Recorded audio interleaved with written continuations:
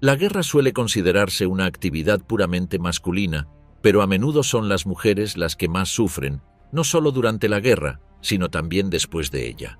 Una de las pruebas más crueles de este hecho se produjo justo después de la batalla de Montecassino, en el centro de Italia, durante los primeros meses de 1944. La batalla de Montecassino fue parte del avance aliado a través de la península italiana hacia Roma, que todavía estaba bajo la ocupación nazi. Fue una de las batallas más duras de la Segunda Guerra Mundial, y la victoria aliada supuso un golpe mortal para los alemanes en Italia, pero en lugar de pasar a la historia como una lucha heroica para liberar al pueblo italiano, se hizo infame gracias a la violencia que se ejerció sobre la población civil y principalmente sobre sus mujeres. La brutalidad que estas mujeres y niñas italianas tuvieron que soportar durante los meses de Montecassino fue tan extrema que llegó a conocerse en los libros de historia como la Maroquinate, debido a que muchos de los atacantes eran soldados extranjeros de Marruecos.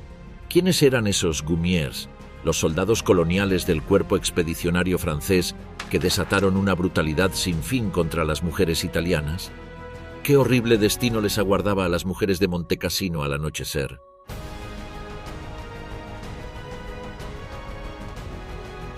Montecassino, una de las batallas más sangrientas de la Segunda Guerra Mundial. La llamada Batalla de Montecassino fue en realidad 4 enfrentamientos militares diferentes que tuvieron lugar entre el 17 de enero de 1944 y el 18 de mayo del mismo año. Los aliados, que avanzaban desde el sur tras desembarcar en Anzio y otros lugares de la costa, necesitaban romper la línea de invierno para poder llegar y liberar Roma, el centro del poder nazi en la península. Este objetivo se logró el 5 de junio de 1944, después de que la capital italiana hubiera estado en manos de los nazis durante 9 meses. Fue el día antes de que los aliados desembarcaran en Normandía, iniciando de hecho la liberación de Francia.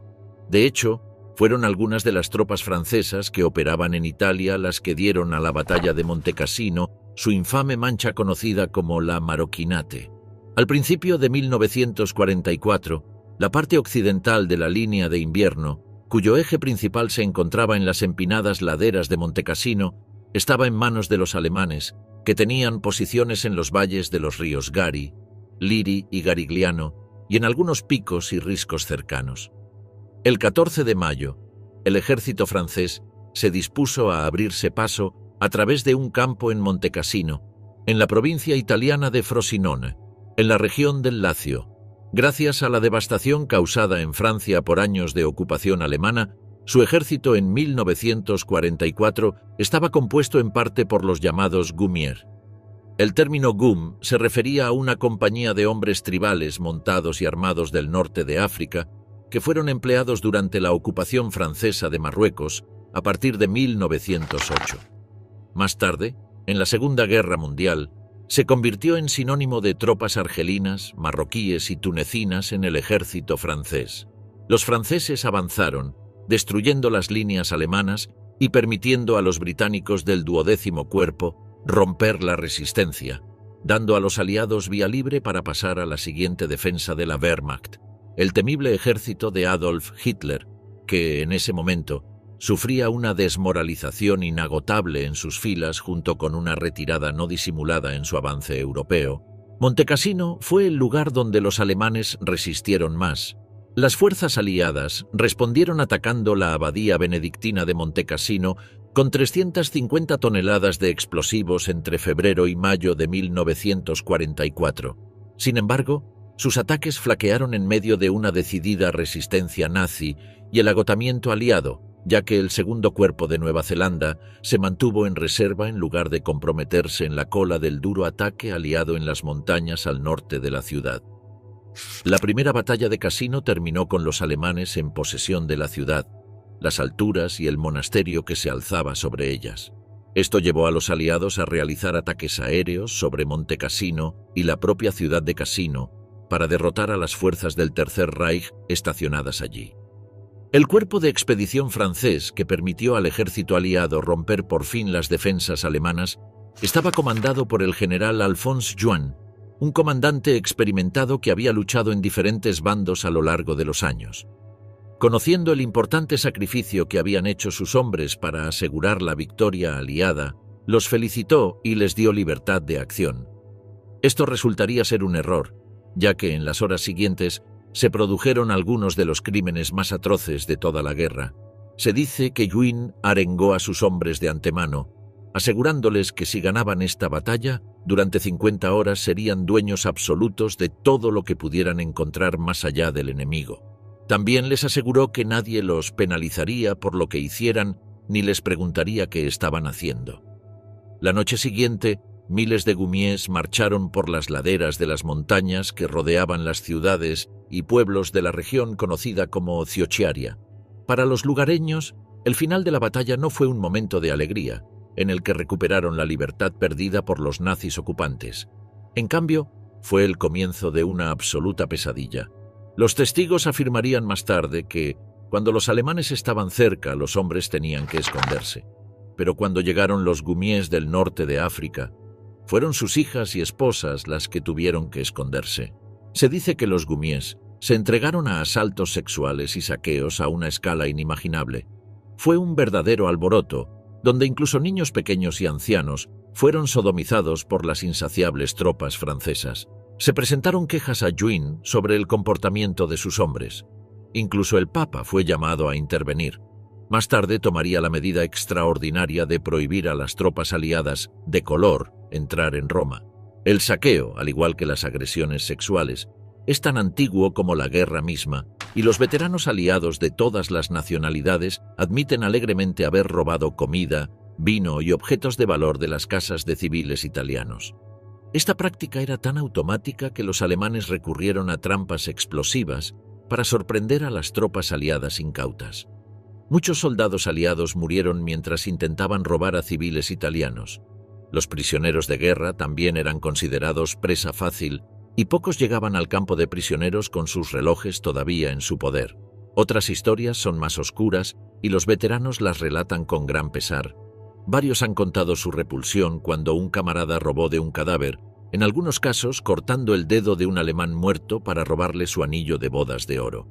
Tal vez más que cualquier otra cosa, esto ilumina los efectos debilitantes que tiene la guerra en el comportamiento y la moralidad de quienes se ven obligados a luchar en ella. ¿Quiénes eran los gumiés? Tropas temibles pero ingobernables. En el lenguaje, el término goum proviene de una palabra árabe que significa ponerse de pie. Los gumiés, en su mayoría marroquíes, formaban el cuerpo de expedición francés en el frente italiano. También había soldados argelinos, tunecinos y senegaleses en el cuerpo. Se consideraban tropas irregulares francesas y provenían de las colonias francesas del norte de África. Sin embargo, los gumiés más destacados eran de Marruecos. Sabían que sus actos salvajes eran mal vistos y con frecuencia se comportaban como animales con sus enemigos, debido a su mala reputación. Estos cuerpos estaban organizados formalmente en 4 divisiones comandadas por el general Alphonse Juin, un general con una amplia experiencia militar que era amigo de Charles de Gaulle, a quien había conocido en el liceo militar. Juin nació en la Argelia francesa y luchó tanto en la Primera como en la Segunda Guerra Mundial, en nombre de Francia. Juin fue capturado por los nazis en mayo de 1940. El régimen francés de Vichy lo instaló como comandante en jefe del ejército francés del norte de África. Sin embargo, se unió rápidamente a los aliados poco después de los desembarcos de la Operación Torch, en noviembre de 1942. Juin dirigió a sus guerreros de montaña del cuerpo extranjero desde el Magreb, con gran habilidad táctica militar y éxito durante la primera batalla de Cassino a fines de enero y principios de febrero de 1944, y cruzó con éxito el río Rápido al norte de la ciudad y el monasterio. Criticó a los comandantes del Quinto Ejército por no comprometer al Segundo Cuerpo de Nueva Zelanda en el asalto, lo que podría haber permitido al cuerpo extranjero y a la 34ª División estadounidense girar hacia el sur detrás de las posiciones alemanas y entrar en el valle del Liri, flanqueando así la línea de invierno durante la primera batalla de Cassino. Más tarde, bajo su mando, las 4 divisiones del cuerpo extranjero se movieron hábilmente a través de una zona montañosa difícil durante la Operación Diadem, contribuyendo en gran medida al avance de la línea de invierno a mediados de mayo de 1944. Por esto, Guin fue elogiado, pero su nombre luego se asociaría para siempre al abuso sin sentido de los gumies. Los colonos norteafricanos que se unieron a las unidades lideradas por Guin fueron 7.833 en total, y se los identifica fácilmente porque vestían una característica túnica de lana verde con bandas multicolores y sandalias de cuerda. No iban precisamente vestidos para el combate, pero sus uniformes inspirarían más tarde miedo tanto al enemigo como a los civiles. También portaban la llamada jambia, un arma que evoca misterio y tradición. La jambia es una daga con una hoja curva que varía de tamaño según el gusto del portador, y se dice que la utilizaban para cortar las orejas y la nariz de los enemigos muertos para hacer collares. En la ciudad de Cassino, el ejército francés se topó con la dura fuerza de los alemanes. Las fuerzas de Adolf Hitler opusieron una resistencia feroz, sin resignarse a perder la posición. Hasta ese momento, los gumies habían avanzado sin mayores dificultades a través de la península italiana. 3 grupos de gumies, bajo el nombre de Corps de Montagne, fueron la vanguardia del ataque del cuerpo expedicionario francés a través de los montes Aurunco durante la Operación Diadem, la cuarta y última batalla de Montecassino. La ciudad fue finalmente capturada por los aliados el 18 de mayo de 1944. A pesar de esta impresionante hazaña, no se les recuerda principalmente por haber derrotado al ejército nazi, sino por sus brutales e inhumanas atrocidades, por el trato despiadado a sus víctimas, civiles inocentes, objetos de su comportamiento cruel y atroz descrito como propio de bestias, después de que el general Juin les diera carta blanca al finalizar la batalla. Parecía como si se vengaran inmediatamente de todos los habitantes de la zona. Sin importar el sexo o la edad, todos los habitantes del lugar se convirtieron en blanco de sus más feroces apetitos sexuales, aterradoramente agresivos y sádicos. No contentos con esto, sus apetitos materiales los llevaron a entrar a las casas y a robar todo lo que tenían de valor. Si alguien se resistía, corría un destino aún peor.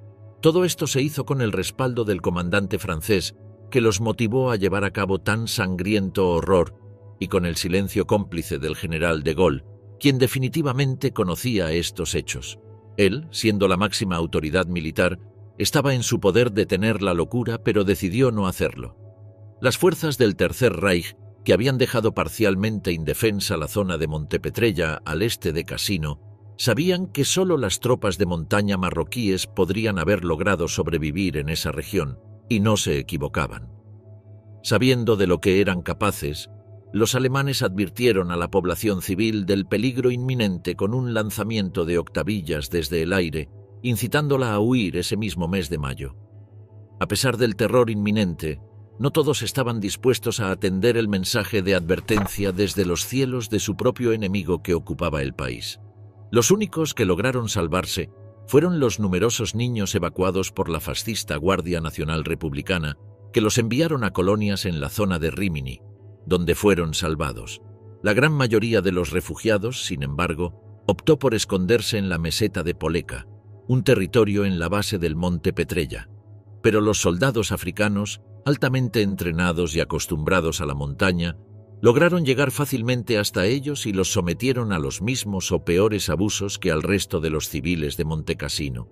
Estos abusos a menudo duraban toda la noche, y los gritos de las víctimas eran escuchados a lo lejos por otras tropas aliadas. En la mañana del 14 de mayo, los americanos descubrieron que los alemanes que los enfrentaban en las alturas alrededor de la ciudad de Santa María Infante se habían retirado para mantener el contacto con su flanco izquierdo, que se tambaleaba por los ataques franceses. Después de eso, avanzaron a través de las montañas y solo tenían que enfrentarse a la retaguardia, las minas y las trampas explosivas. En su flanco derecho estaban los gumies, y los americanos recibieron instrucciones de usar cinta adhesiva en la parte posterior de sus cascos para evitar que los confundieran con alemanes si se topaban con los norteafricanos durante la noche. Incluso los aliados temían lo que los gumies pudieran hacerles por la noche. Según testigos presenciales, la caída de la noche actuó como un hechizo, pues era el momento en que los hombres se convertían en monstruos y desataban su furia contra la población civil. El ametrallador estadounidense Len Chiavas estaba asignado a una unidad de Gumiers y cuenta que cuando llegaron a la ciudad de Espinho oyeron disparos y gritos que provenían del pueblo. Sabían que allí ya no había tropas alemanas, por lo que no estaban seguros de lo que estaba sucediendo. Un compatriota estadounidense dijo: «Creo que están atacando a esas mujeres». Uno de los sargentos preguntó si debían hacer algo al respecto, pero le informaron que tenían que esperar órdenes. Continuaron escuchando los gritos de las mujeres entre los sonidos de la guerra, una experiencia desgarradora. Un espectáculo especialmente espantoso fue presenciado por otros soldados estadounidenses que cuentan cómo encontraron a un predicador que había sido horriblemente golpeado y maltratado, y luego su cuerpo fue arrojado a la calle como basura. Al preguntar a otras personas sobre la suerte del sacerdote, se les informó de que había tenido la terrible idea de interceder y tratar de salvar a 3 niñas de los abusos de los Gumiers. Entonces se dirigieron hacia el sacerdote, que fue brutalmente golpeado, atado a un poste y agredido sexualmente por varios hombres que se turnaron durante toda la noche. Finalmente, el sacerdote murió a consecuencia de sus heridas. El mando militar francés, que no perdonó estos crímenes, ejecutó inmediatamente a un cierto número de culpables, pero eso no detuvo la barbarie. En términos militares, los franceses tenían mucho de qué enorgullecerse. El audaz ataque de Guin a través de las montañas había destrozado el flanco sudoeste de la línea de invierno, y la velocidad de los ataques posteriores impidió a los alemanes mantener la línea Hitler en el sector costero. También dificultó mucho la posición alemana en el valle del Liri. Los británicos eran conscientes de ello y a finales del 16 de mayo, el comandante del 8º Ejército, el teniente general Lys, ordenó a la 78ª División que cortara la Ruta 6 detrás de Cassino. Al mismo tiempo, el cuerpo polaco, que había sufrido tantos golpes el primer día del ataque, iba a intentarlo de nuevo en el temido monasterio. Testimonio de testigos presenciales de la crueldad desenfrenada contra mujeres, niñas y sacerdotes. Son muchos los testigos y víctimas directas o indirectas de estas atrocidades cometidas por los soldados. Los habitantes de la zona aún recuerdan con horror algunas de las escenas que vieron y vivieron en primera persona.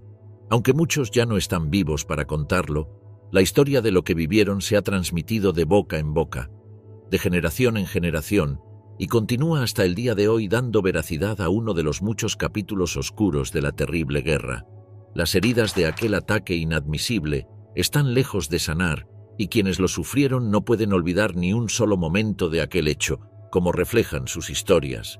Muchas personas se vieron obligadas a abandonar sus hogares, pues allí no se sentían protegidas. Varias personas y familias enteras se escondieron juntas para estar a salvo, sabiendo que muchos no tenían ese privilegio. Salir a la calle casi con toda seguridad significaba tener que pagar las consecuencias. Escondiéndose, tratando de mantenerse a salvo, solían escuchar constantes gritos de ayuda, aunque no podían hacer nada. Muchos sobrevivientes relatan una sensación de cobardía, pero por otro lado era poco lo que podían hacer para ayudar a sus semejantes. Preferían no ser las nuevas víctimas, sino proteger a sus seres queridos. Al caer la noche comenzó la pesadilla. Se escuchaban los gemidos de las jóvenes que habían sido raptadas durante la tarde. Era un llanto que no encontraba consuelo y helaba la sangre de quienes lo escuchaban. Pensaban a su vez que podrían ser los próximos en sufrir la misma violencia. Por eso guardaban silencio a pesar de que los gritos eran desesperados. A partir de entonces, la batalla de Montecassino se convirtió en sinónimo de horror. La palabra marroquinate permaneció en el imaginario popular de esta región, que vivió en primera persona el terror de la guerra. Poblaciones civiles enteras cayeron víctimas de los aliados, que en teoría habían llegado a Italia para liberarlas de la ocupación nazi y librarlas del brutal fascismo del Eje, liderado primero por Benito Mussolini y luego por Adolf Hitler. El ejército militar francés en la península estaba formado por 130.000 hombres, incluidos casi 8.000 colonos africanos. Todos ellos estaban manchados por estos hechos aberrantes. Lo que ocurrió fue mucho más terrible que la peor pesadilla imaginable para aquellos a quienes iba dirigido. Quizá lo más terrible de todo es el hecho de que todo esto sucedió en una sola noche, la del 18 de mayo de 1944, después de que los soldados hubieran escuchado a su comandante general. Miles de Gumiers abandonaron sus campamentos para vagar por la zona que abarca varios pueblos de la región de Ciosiaria. Sintiéndose libres de hacer lo que quisieran sin castigo, se desató el infierno más aterrador. Durante más de 50 horas no hubo control ni resistencia, y la violencia grupal tomó el mando. Todo era infernal, y la saña con la que trataban a sus víctimas era aterradora. Las tropas fueron selectivas al principio, eligiendo a las víctimas más atractivas para atacarlas primero, pero luego desataron toda su capacidad para el mal sin importarle quién era el perjudicado. Entre ellos, nadie impidió la agresión, todo lo contrario, se animaron mutuamente a alentar y aumentar su grado de cinismo e ira por más. Como si de una competición se tratase, se esforzaban por crear las escenas más dantescas, terribles en magnitud por los daños causados, donde ningún adjetivo puede describir lo aberrante de lo vivido. En muchos casos fueron simplemente niños los elegidos para el abuso, ni siquiera adolescentes o mujeres maduras, como sucedería más tarde. Incluso abuelas, que en muchos casos superaban los 80 años, fueron martirizadas por los ataques aliados. En un pueblo de la región que fue asaltado por cientos de soldados marroquíes, 30 mujeres y 2 hombres fueron atacados en poco tiempo. Todo sucedió tan rápido que nadie pudo advertirles que se escondieran. No hubo salvación ni escapatoria para los afectados por este desastre. En otra localidad, 2 hermanas fueron obligadas a satisfacer a un pelotón de casi 200 soldados en un acto espantoso de crueldad y saña sin precedentes. El sufrimiento causado durante el acoso se intensificó de forma deliberada e innecesaria. Otro caso verdaderamente incomprensible es el de unos 300 combatientes que se desbocaron contra un hombre mayor y decidieron abusar sexualmente de él en grupo, como forma de diversión. Abusar de los hombres era un acto rutinario que satisfacía su monstruosa sed, y ningún pueblo de la región estaba a salvo de ello. Según los documentos escritos de la época que pertenecen a la Asociación Nacional de Víctimas Civiles de la Guerra, se sabe que un párroco llamado don Alberto Terrilli se enfrentó a los saqueadores para salvar a 2 niñas, de 6 y 9 años, que iban a ser atacadas por un grupo. Simplemente quería salvarlas de los abusos a los que se verían expuestas irreparablemente. La reacción de los soldados no se hizo esperar, y el sacerdote fue brutalmente abusado en su lugar, a la vista de las niñas. En el pueblo de Pico, una niña y su hermana fueron crucificadas en una plaza pública, mientras la familia se vio obligada a presenciar el grotesco acto. Abundan las historias de este nivel de salvajismo y el sadismo extremo y la brutalidad escandalosa eran la norma. El general Charles de Gaulle, comandante en jefe del ejército francés, sabía todo lo que estaba sucediendo en Italia con las tropas bajo su mando, pero no hizo absolutamente nada, no solo para impedirlo, sino para llevarlo a la justicia después. Y el general Alphonse Juin, que dio el visto bueno para que se produjeran estas atrocidades, nunca fue castigado por sus superiores. Con el paso de los años, salió a la luz una gran cantidad de documentación y testimonios que permitieron reconstruir con más detalle los insoportables acontecimientos. Se reunieron elementos para reconstruir con mayor precisión esta verdad oculta. Los historiadores coinciden en que fue la arenga del general Juin la que desató el caos y desencadenó el peor escenario posible. Los culpables fueron los soldados que, al oír las palabras de su superior, dieron rienda suelta a su furia descontrolada sin importar el daño que estaban causando. Una calamidad irreparable de una magnitud impensable. La mecha estaba encendida y todo aquel que se resistiera, fuera cual fuera su condición, también sería objeto de su agresión. Todos los pequeños poblados de esa región, sin excepción, fueron atacados salvajemente. Nadie estaba a salvo y los habitantes no tenían a dónde ir. Simplemente no había lugar para escapar de tal calamidad humana. La práctica llevada a cabo por muchos consistía en sujetar a sus presas por los tobillos y las muñecas para inmovilizarlas y luego turnarse en fila para consumar el acto sexual. Un acto atroz y cobarde llevado a cabo por muchos. Se cuenta que en un pueblo de la zona, 4 mujeres de no más de 15 años fueron obligadas a satisfacer sexualmente a una tropa de 100 soldados durante horas. Como resultado de este ataque, una de ellas murió y otra sufrió un brote psicótico del que nunca se curaría y fue encerrada de por vida en un manicomio. Las otras 2 quedaron gravemente traumatizadas. Pero además de estos actos aberrantes, los Gumiers se dedicaban a saquear viviendas y a robar cuantos objetos de valor encontraban. El despojo de casas era otra de las prácticas indeseables que sufrían los habitantes de esta región, una barbarie sin límites, que pese a durar más de 2 días, tenía consecuencias eternas. Las cifras del horror. ¿Cuántas mujeres fueron atacadas? El alcalde de la ciudad de Esperia, un municipio de la provincia de Frosinone, informó que en su ciudad, 700 mujeres de un total de 2.500 habitantes fueron agredidas sexualmente, y que algunas de ellas murieron a consecuencia de los ataques. Durante los acontecimientos y en toda la zona afectada, más de 7.000 civiles, incluidos niños, fueron abusados sexualmente por miembros del cuerpo de Gumiers. El número de hombres muertos se ha estimado en 800. Se cree que la masacre de Maroquinat se cobró casi 200.000 víctimas. Personas de todas las edades fueron atacadas, maltratadas, torturadas y asesinadas sin ningún tipo de rendición de cuentas. Según documentos históricos, hubo más de 20.000 casos de agresión sexual, pero esta cifra solo tiene en cuenta a aquellas que tuvieron el valor de denunciar el atropello que sufrieron. Sin embargo, esta cifra no refleja la realidad en su totalidad, ya que muchos casos no fueron denunciados, probablemente la gran mayoría de ellos. Los especialistas estiman que la cifra llegó a 60.000, lo que significa que la mayoría de las mujeres que vivían en la zona tuvieron que soportar algunos de los peores abusos y torturas que se conocen en la historia de la humanidad. Además, los informes revelan que muchas mujeres y niñas fueron abusadas repetidamente por más de un agresor.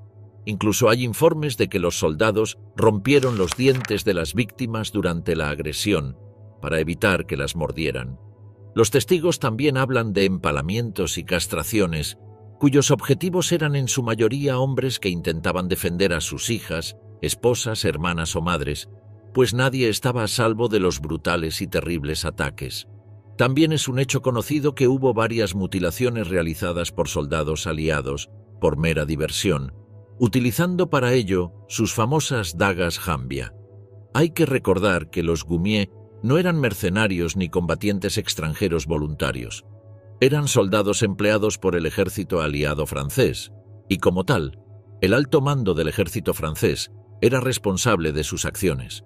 La naturaleza despiadada y cruel de la violencia sexual llevada a cabo por las tropas aliadas está corroborada en los registros médicos recuperados. También se reportaron infecciones de sífilis, gonorrea, blenorrea y otras enfermedades de transmisión sexual, un recuerdo perdurable de aquellas terribles noches posteriores a la batalla de Montecassino. Solo la introducción de la penicilina estadounidense salvó a estas áreas de una epidemia que podría haber aniquilado a la población restante.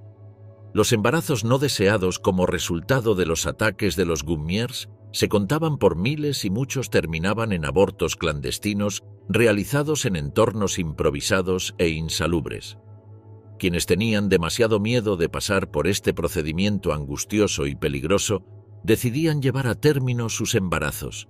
Después del final de la guerra, en septiembre de 1945, nacieron muchos niños como resultado de estos ataques, muchos de los cuales fueron entregados en adopción al orfanato de Veroli. Se estima que el número de bebés que llegaron al orfanato de Veroli es de alrededor de 400. Por supuesto, se trataba de una cantidad extremadamente grande para la zona, y la mayoría de esos niños nunca fueron adoptados y continuaron viviendo en el orfanato hasta que alcanzaron la mayoría de edad, sin saber nunca quiénes eran sus verdaderos padres y madres. Los documentos de archivo dejan claro que no solo los soldados africanos del ejército francés fueron los responsables de los ataques, sino que también los franceses blancos participaron en esta violencia escandalosa. Contrariamente a lo que la propaganda aliada intentó hacer creer al público, no se trató de una cuestión étnica. Fue uno de los acontecimientos más oscuros en medio de la operación militar más brutal del siglo XX. Los ciudadanos franceses nativos representaban aproximadamente el 40% de la fuerza combatiente, y sería imposible atribuir la responsabilidad de los agravios solo a los colonos africanos. Por supuesto, cuando el general Juin les autorizó a hacer lo que quisieran sin represalias, se estaba dirigiendo a las tropas en su conjunto y no solo a los colonos. Francia ha tratado históricamente de eludir la responsabilidad de lo ocurrido.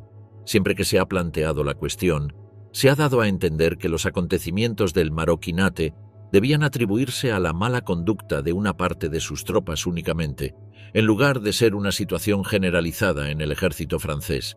Esta posición oficial francesa ofrece un discurso muy racista y discriminatorio, ya que ignora el hecho de que fue el propio general Juin, de sangre europea, quien incitó a las tropas a desatar una violencia sin fin contra la población civil. Un informe británico deja claro que soldados franceses sin vínculos con raíces marroquíes o norteafricanas fueron responsables de innumerables ataques sexuales a mujeres, tanto jóvenes como mayores. Tales ataques no ocurrieron en sótanos oscuros, sino públicamente en medio de las calles, lo que proporcionó una humillación adicional a las víctimas y facilitó la identificación de los perpetradores. El mismo informe británico describe la sodomización de cientos de prisioneros y la castración de los considerados líderes de su comunidad.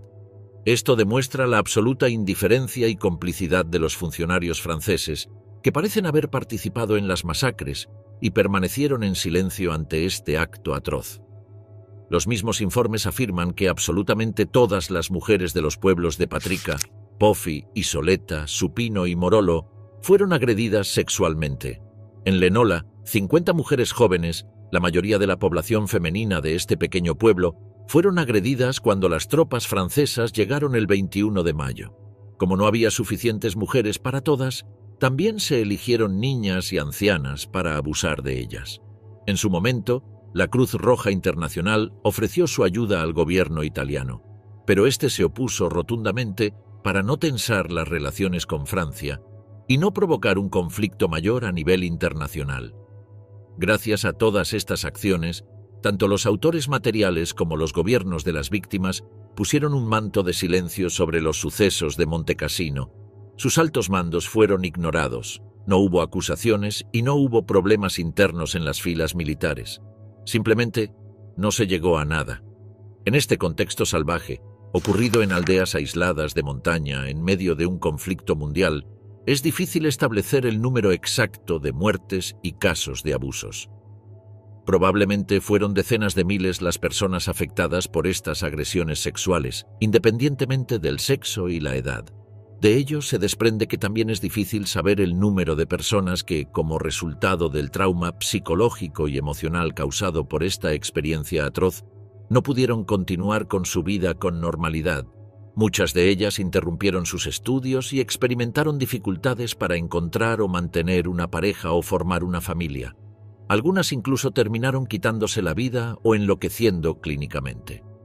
Informes militares secretos dan cuenta de estos abusos, proporcionando un registro desgarrador de uno de los peores episodios de esta tremenda guerra. Aquí nos enteramos de que incluso animales, dicen los informes, fueron objeto de sus ataques sexuales. La metodología empleada por los combatientes está plenamente detallada en estos documentos. En ellos se cuenta el modus operandi de muchos de estos agresores. Si la puerta de la casa estaba cerrada con llave, la derribaban y al encontrar a una persona dentro, la dejaban inconsciente de un culatazo para luego arrastrarla cerca de la casa y abusar de ella delante del resto de la familia y bajo la mirada horrorizada de cualquier transeúnte. Las secuelas del marroquinismo, 80 años de impunidad. Con el paso del tiempo, las víctimas se animaron a hablar y a proporcionar más información sobre esta experiencia insoportable que las dejó marcadas para siempre. Esto implicó una gran dosis de valentía, no solo porque dar testimonio las obligaba a recordar estos horribles hechos, sino también porque se exponían a la vergüenza pública y a la acusación. Una mujer testificó que vio a soldados aliados localizar a una niña con pendientes de aspecto caro en las orejas. Uno de ellos se acercó y se los arrancó de las orejas sin contemplaciones con las manos desnudas. La testigo relató con detalle los gritos de dolor que emitió la víctima en esa escena salvaje, mientras que el soldado parecía simplemente divertido por su dolor. Otra testigo se sorprendió al ver a su hermana menor sentada inmóvil con la cabeza entre las piernas. Al acercarse, notó un hilillo de sangre que le corría por las piernas hasta los pies. En un claro ejemplo de las presiones que sufrían las mujeres para que guardaran silencio sobre estas humillaciones, Cuando la hermana mayor le preguntó a la madre qué le pasaba a su hermana, la madre simplemente le dijo que no la molestara, que solo se había hecho daño. Solo mucho después logró comprender lo que le había pasado a su pobre hermana. Un grupo de mujeres que inicialmente se defendieron de forma individual fueron atacadas en grupo. Su resistencia fue inútil ante la gran cantidad de atacantes. Primero, los agresores sacaron sus armas y dispararon algunas balas al aire para asustarlas, y luego comenzaron a separar a las niñas, procediendo a atacarlas individualmente en pequeños grupos. No pudieron defenderse de ninguna manera. Quienes intentaron defenderse de tal atropello sufrieron consecuencias nefastas, ya fueran vecinos o familiares. Muchas fueron atravesadas longitudinalmente con un palo afilado o una estaca como forma de tortura y ejecución, y perecieron lentamente como resultado de la desangrarse.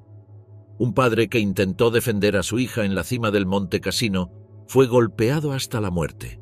Hay innumerables relatos escalofriantes de la sangre fría de estos individuos que no parecían sentir remordimiento por nada. Una testigo cuenta cómo un soldado entró en su casa mientras otro esperaba afuera. Su padre salió y preguntó qué estaba pasando, a lo que el soldado que estaba afuera solo respondió disparándole a quemarropa. Fue asesinado en el lugar. Hasta el día de hoy, algunos historiadores y buscadores de la verdad siguen presionando para que la justicia actúe y dé un cierre a los horribles acontecimientos del Maroquinate. Algunos incluso exigieron que el gobierno italiano reuniera todos los testimonios y pruebas para emprender acciones con Francia, de modo que asumiera toda la responsabilidad por los hechos y las indemnizaciones. Sorprendentemente, muchos testigos de este terrible y violento acto siguen vivos. El 18 de junio de 1944, el Papa Pío XII instó a Charles de Gaulle a tomar medidas. Un año después, los tribunales franceses habían procesado a 300 marroquíes por lo ocurrido en suelo italiano. Aunque los resultados no fueron los que esperaba la indignada comunidad internacional, se cree que al menos 10.000 militares participaron de una forma u otra en estos hechos, y no solo marroquíes, sino también franceses, argelinos y de otras nacionalidades. El 26 de noviembre de 2004, 60 años después de las fatídicas noches de la Maroquinate, el presidente de una asociación de excombatientes marroquíes, Ahmed Ben Rajalate, pidió perdón oficialmente por lo ocurrido en Monte Cassino. Fue una acción valiente que pretendía dar un poco de cierre a las víctimas y también exponer los acontecimientos de Monte Cassino al público en general, que en su mayoría desconocía la barbarie de esas noches. Pero también tuvo otro efecto importante. La disculpa oficial dejó claro a todo el mundo que el gobierno francés nunca tomó las mismas medidas para compensar a las familias de los afectados. Hasta el día de hoy, el gobierno francés no ha emitido ninguna disculpa pública ni ha reconocido lo ocurrido en Monte Cassino. Se trata de una clara declaración de negligencia y descuido hacia la memoria de las personas afectadas. Los horrores de la guerra generan angustia y tensión tanto en los combatientes como en la población local. Sin embargo, ningún nivel de estrés puede justificar la utilización del cuerpo femenino como objeto de las pasiones más básicas. La violencia sexual no puede entenderse como una catarsis justificada tras lo vivido en el frente de batalla. Los crímenes de Monte Cassino podrían haberse evitado, pero los comandantes responsables del ejército aliado no solo no los evitaron, sino que los alentaron. Muchos han tratado en vano de encontrar una explicación a tanto dolor, pero nada puede justificar lo ocurrido, ni siquiera el horror de la guerra misma. Fue un acto criminal, un episodio de violencia horrible y salvaje, por parte de un grupo de militares a los que se les dio permiso de hacer lo que quisieran, con la garantía de no pagar el precio de sus actos despiadados que tanto daño causaron. Es aún más imperdonable que, a lo largo de la historia, los gobiernos implicados nunca hayan ofrecido disculpas a las víctimas, quienes solo tienen su voz para contar su historia y evitar que vuelva a suceder.